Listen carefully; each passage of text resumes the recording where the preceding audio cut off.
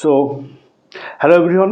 আচ্ছা, এর আগের ক্লাসে কী করেছি আমরা? গাউসের উপপাদ্য করেছি। এবার দেখো ভেরি ইম্পর্ট্যান্ট অঙ্ক, গাউসের উপপাদ্য দিয়ে বিভিন্ন ধরনের কিউব রয়েছে বা বিভিন্ন ধরনের শেপ রয়েছে, বডি রয়েছে। হ্যাঁ, তাহলে সেই বিভিন্ন ধরনের শেপের মধ্যে চার্জ রয়েছে, তাহলে সেই চার্জ থাকার জন্য এখানে ফ্লাক্স কত হবে সেগুলো বার করতে হবে। হ্যাঁ, ভালো করে দেখো, প্রথমে আমি একটা কোশ্চেন দিয়েছি, এখানে একটা কিউব দিয়েছি, তাই তো? তাহলে বলছে যে তাহলে এই একটা কিউব রয়েছে যার দৈর্ঘ্য এ, তাহলে এই কিউবের মধ্যে মানে মিডিলে, তাহলে কিউবের সেন্টারে একটা আধান রয়েছে, চার্জ রয়েছে। তাহলে সেন্টার কোনটা? এটা ধর ভিতরটায়, তাহলে এই এটা সেন্টার একটা আধান রয়েছে এই জায়গাটায়।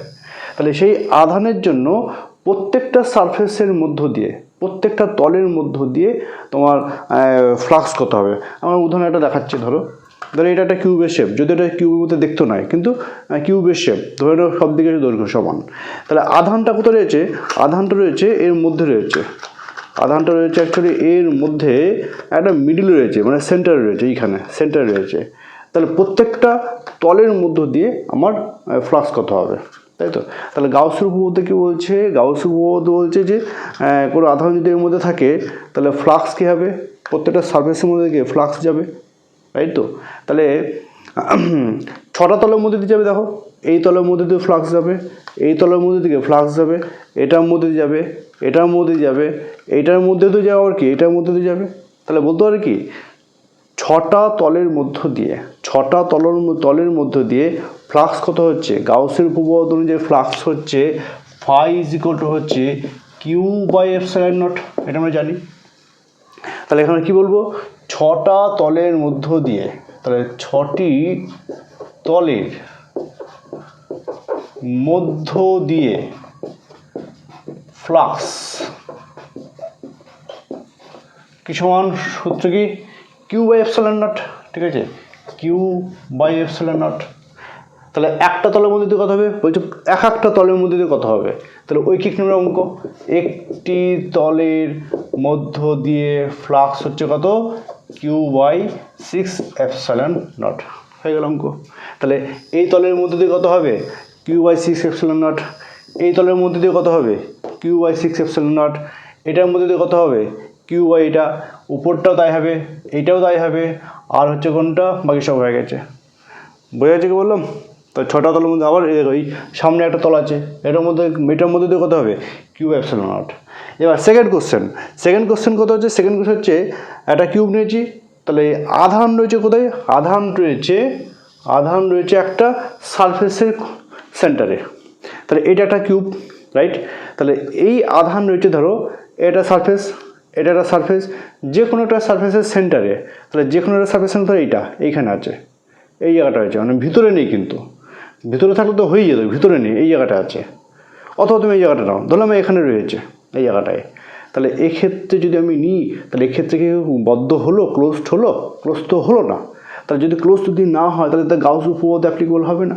তাহলে আমাকে কী করতে হবে? ক্লোজ করতে হবে।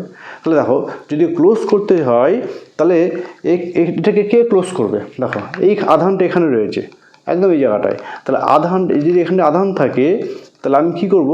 আমি আরও একটা যদি কিউব যদি এখানে কল্পনা করি, দেখো যদি এখানে কল্পনা করে, তাহলে এইখানে যে আধানটা ছিল এই জায়গাটায়, তাহলে সেটা কি ক্লোজড হয়ে গেল, তাই তো?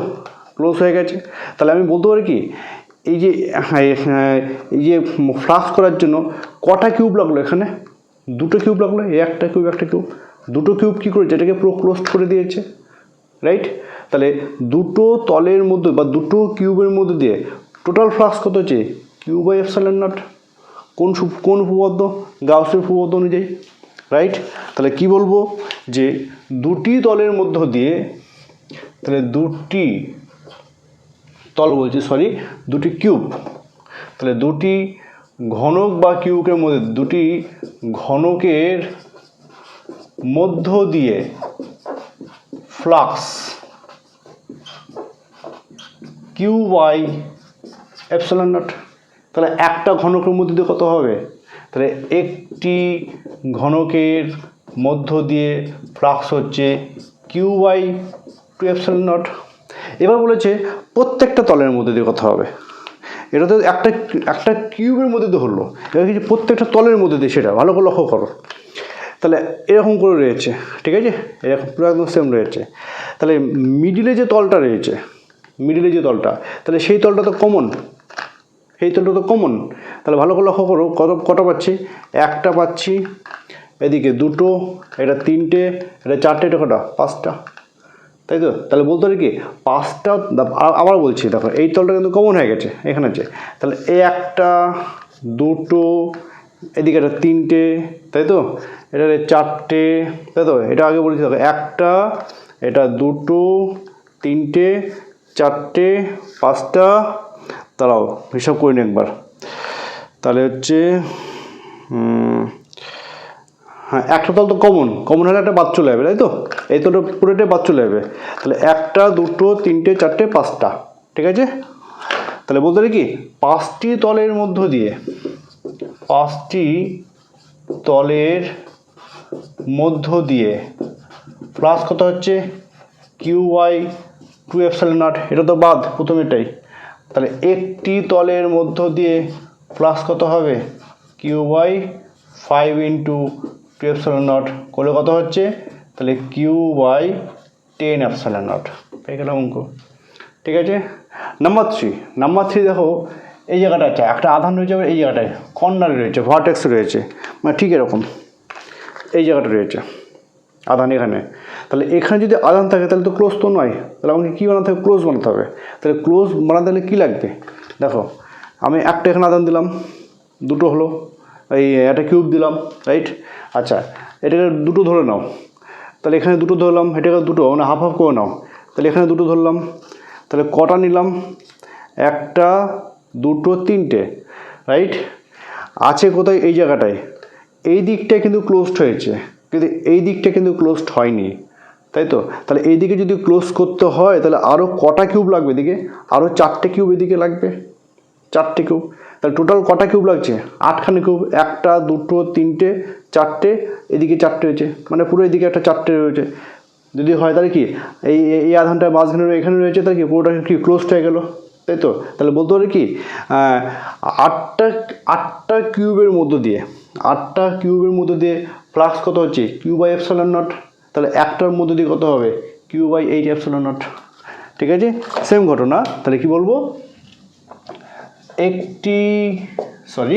এখানে হবে আটটি, তাহলে আটটা কিউবের মধ্য দিয়ে, তাহলে আটটি কিউব মানে ঘনকের মধ্য দিয়ে, আটটি ঘনকের মধ্য দিয়ে কত হচ্ছে কিউ বাই এপসাইলন নট, তাহলে একটি ঘনকের মধ্য দিয়ে কত হচ্ছে কিউ বাই 8 এপসাইলন নট, ঠিক আছে। এবার এখানে দেখা যায় যে তিনটে সারফেস হচ্ছে প্যারালাল হয়ে যাচ্ছে, ওই জন্য তিনটে কী করে বাদ দিতে হয়, তাহলে কি বলবো, অর্থাৎ তিনটে সারফেসের মধ্য দিয়ে বা তলের মধ্যে দিয়ে, তাহলে তিনটি তলের মধ্য দিয়ে ফ্লাক্স হচ্ছে কত কিউ বাই 3 × 8 এপসাইলন নট, তাহলে কত বললাম, তাহলে কিউ বাই 24 এপসাইলন নট হলো।